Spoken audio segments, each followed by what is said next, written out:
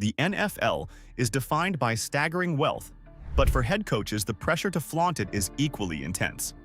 Yet, an elite fraternity of black NFL coaches absolutely refuses to play the lifestyle game.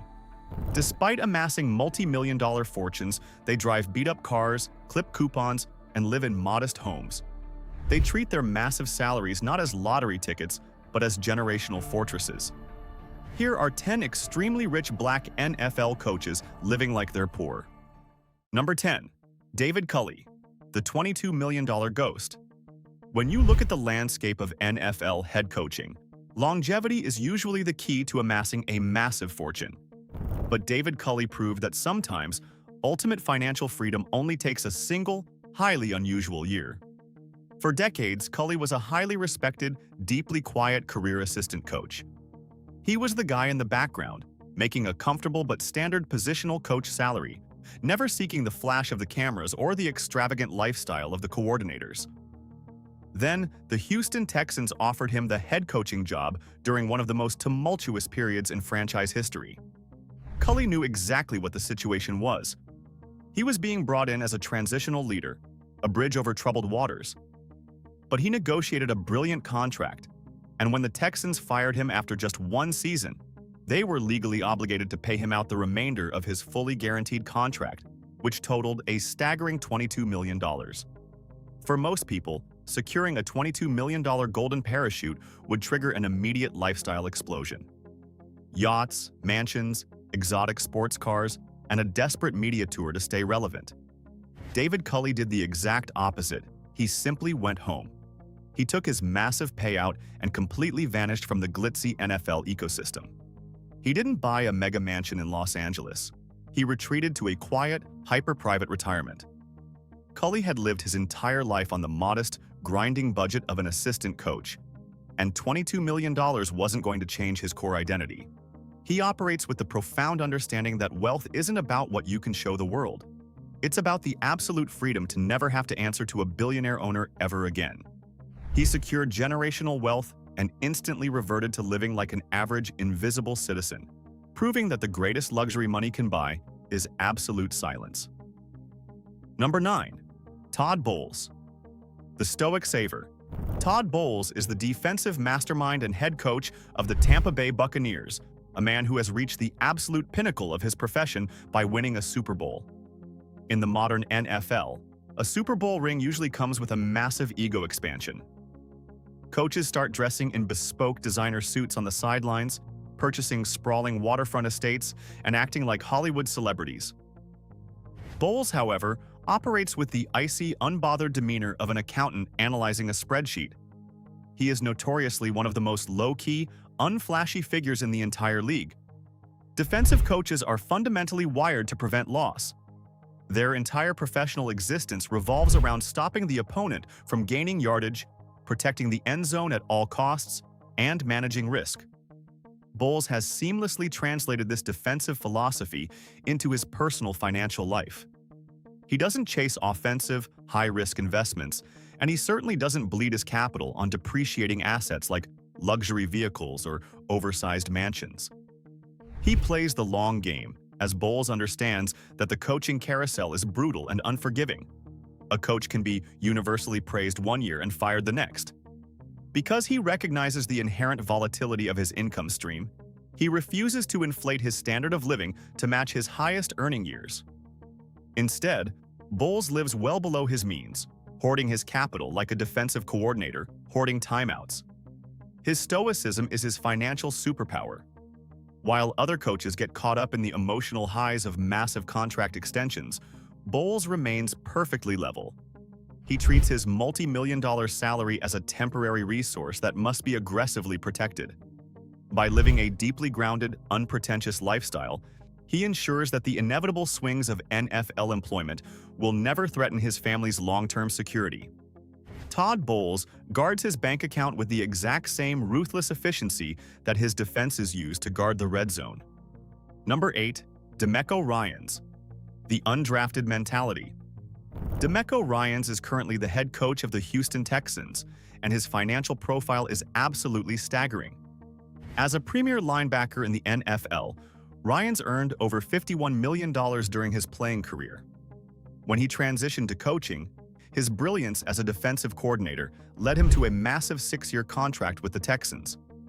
Between his playing days and his current coaching salary, Ryans has a net worth estimated around $30 to $35 million. Yet despite this astronomical accumulation of wealth, Ryans operates with the desperate, grinding mentality of an undrafted rookie trying to make the practice squad. Why does a man with roughly $80 million in career earnings still live with such intense discipline? Because Ryans understands that comfort is the enemy of greatness. As a linebacker, his entire career was built on blue-collar grit, physical sacrifice, and relentless film study. He knows that the moment you start living like you are rich, you lose the edge that made you rich in the first place. He refuses to succumb to the softness of extreme wealth. Even as a head coach, his salary of around $4 to $5 million a year is actually considered a massive bargain compared to other top-tier AFC coaches. Ryans lives a life completely devoid of the typical NFL excess. You won't see him flashing exorbitant jewelry or driving a rotating fleet of supercars. He keeps his overhead incredibly low and his focus entirely on execution. He approaches his personal finances with the exact same fundamental soundness that he demands from his linebackers. No wasted movements, no unnecessary risks, and total accountability. Demeco Ryans is the ultimate example of a man who secured the bag twice, once as a player and once as a coach, yet refuses to let the zeros in his bank account change the dirt under his fingernails. Number 7. Marvin Lewis, the frugal franchise architect. For 16 incredible seasons, Marvin Lewis was the head coach of the Cincinnati Bengals. During his tenure, the Bengals were universally known as the most notoriously frugal, budget-conscious franchise in the entire National Football League. Under the ownership of Mike Brown, the team famously operated with a skeleton crew scouting department, lacked a modern indoor practice facility for years, and squeezed every single penny out of their operational budget. Lewis didn't just survive in this hyper-cheap environment, he adopted it, internalized it, and allowed it to shape his own worldview on wealth and expenditure. When you spend over a decade and a half fighting for every single dollar in a salary cap, you stop looking at money as something to be thrown away. Lewis had to find value where no one else was looking, signing bargain free agents and unearthing late-round draft picks. This exact mentality bled into his personal life, and despite earning tens of millions of dollars over his long coaching career, Lewis never embraced the lavish lifestyle of a franchise savior. Even today, Lewis lives an incredibly domestic, grounded life, known to personally do his own grocery shopping and cook meals for his wife. He doesn't have a massive entourage or a team of personal chefs. He pushes his cart down the aisle just like a regular citizen, looking for the best cuts of meat and managing his household with quiet efficiency. Lewis understands that wealth is not defined by how many people you can hire to do things for you, but by the peace of mind that comes from knowing you are entirely self-sufficient. His time in Cincinnati taught him that you don't need the most expensive facilities or the highest budget to be successful. You just need discipline, consistency, and a profound respect for the value of a dollar. Number 6. Herm Edwards, the financial preacher. You play to win the game. That is the iconic quote that defines Herm Edwards' passionate coaching style. But behind closed doors, away from the media podiums, Edwards is fiercely passionate about something entirely different: stopping young, wealthy black athletes from going bankrupt. Edwards made millions as an NFL defensive back and millions more as a head coach for the Jets and the Chiefs. But he lives his life like a strict financial auditor. For years, Edwards has been a staple at the NFL Rookie Symposium, a mandatory orientation for incoming draft picks. When he takes the stage, he doesn't just talk about coverages or locker room etiquette. He aggressively preaches financial literacy. He screams at the rookies to stop buying depreciating assets. He warns them about the dangers of buying fleets of luxury cars, dropping hundreds of thousands on custom jewelry, and funding the lifestyles of their extended entourages. Edwards operates with a deeply ingrained scarcity mindset, constantly reminding himself and his players that the NFL stands for not for long. But Edwards isn't a hypocrite. He practices exactly what he preaches. living a heavily budgeted, deeply disciplined lifestyle. He treats his multi-million-dollar fortune like an untouchable university endowment, ensuring he doesn't spend the principal. He only lives off a carefully calculated percentage of the interest. He wears standard coaching gear, drives reliable, unflashy vehicles, and focuses his energy on investments and legacy building rather than immediate consumption. Herm Edwards lives like he is poor because he knows exactly how quickly a fool and his money are parted, and he absolutely refuses to be the punchline of a financial tragedy. Number 5. Lovie Smith, the small-town tither. Lovie Smith's financial resume is absolutely breathtaking, having secured a 6-year, $21 million contract with the University of Illinois, making him the highest-paid public employee in the entire state at the time. Add that to the massive contracts he signed as the head coach of the Chicago Bears, the Tampa Bay Buccaneers, and the Houston Texans, and Smith's career earnings are astronomical.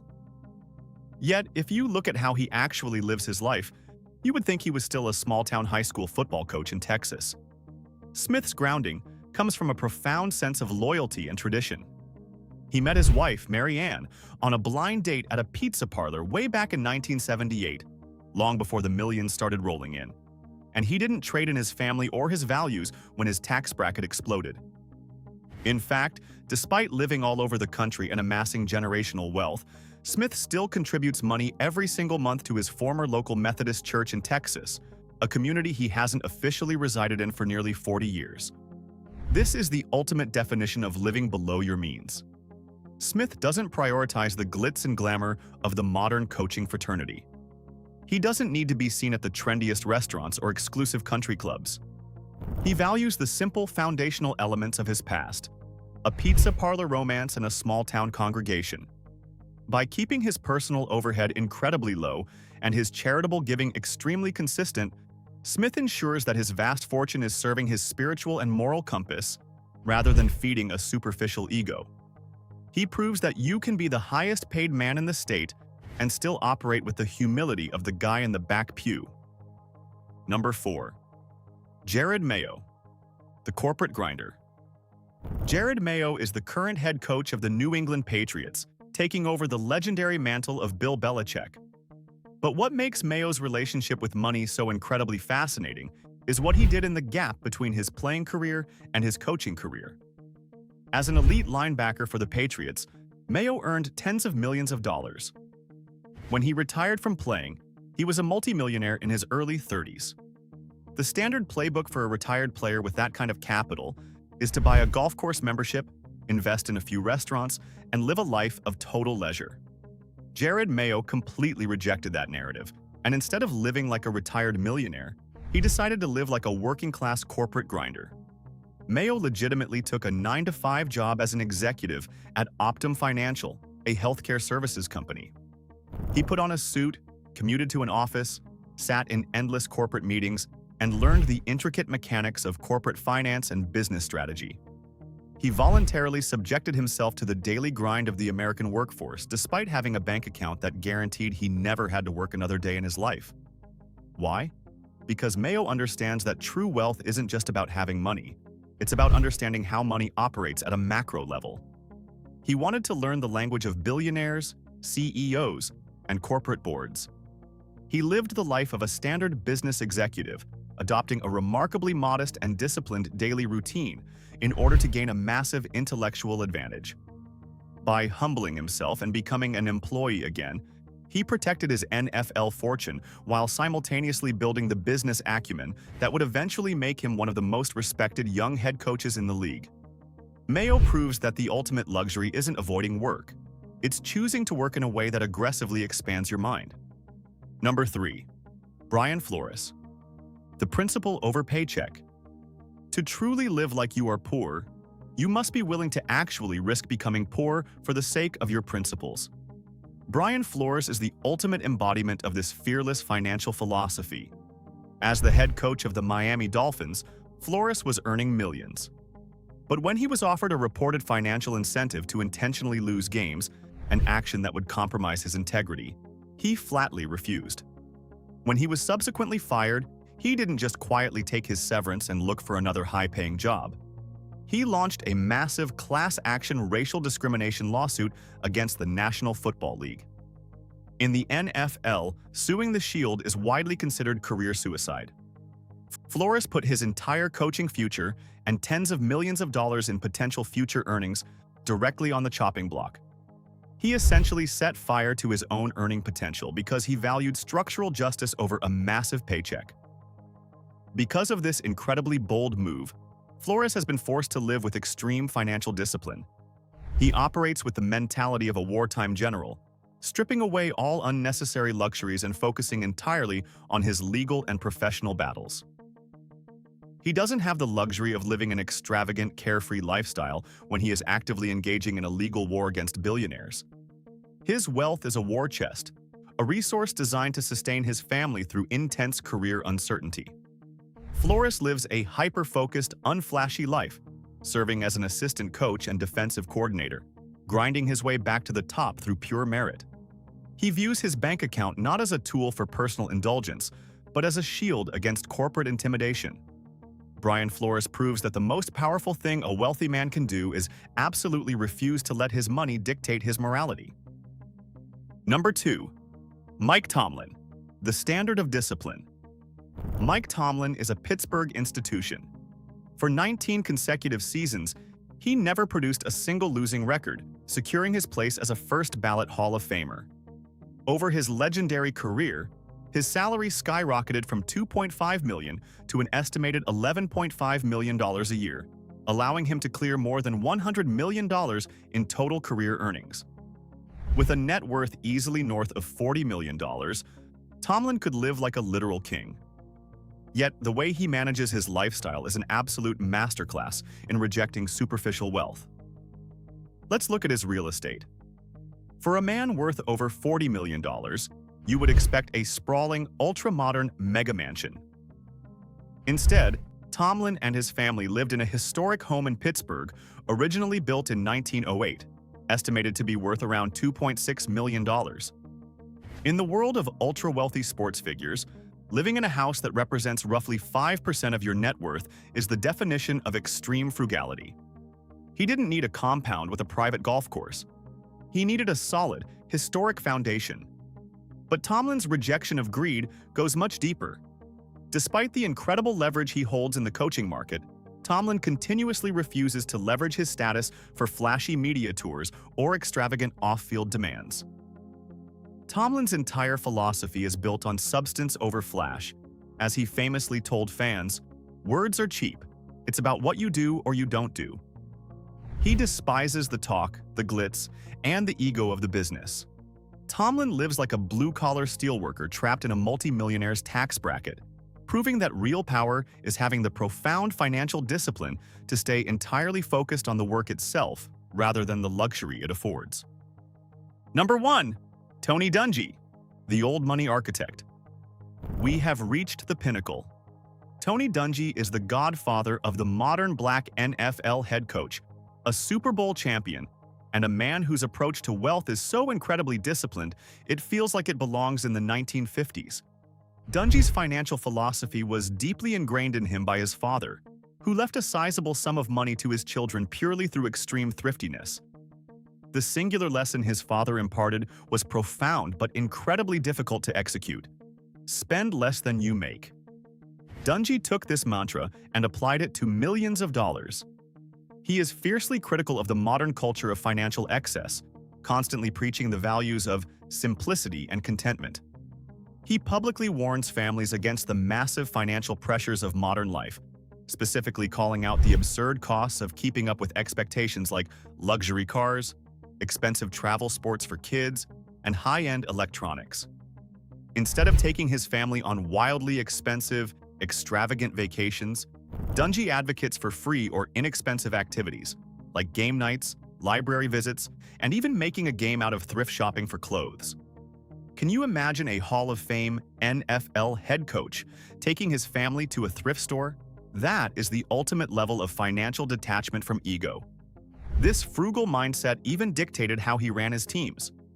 He famously let superstar running back Edgerrin James leave in free agency, opting for cheaper running backs so he could save a ton of money to lock up his defense and offensive line, citing brutal economic reality. Dungy understands that whether you are managing a salary cap or a personal bank account, emotional spending is the enemy of long-term success. He advises young people to never chase money or prestige, but to follow their passion. Tony Dungy sits at number 1 because he doesn't just quietly save his millions. He actively fights against the toxic culture of materialism, proving that the richest man in the room is simply the one who requires the least to be happy. They conquered the NFL not just by outsmarting defenses, but by aggressively outsmarting the toxic culture of extravagant spending. Which of these strategies surprised you the most? Subscribe to Black Status and like the video.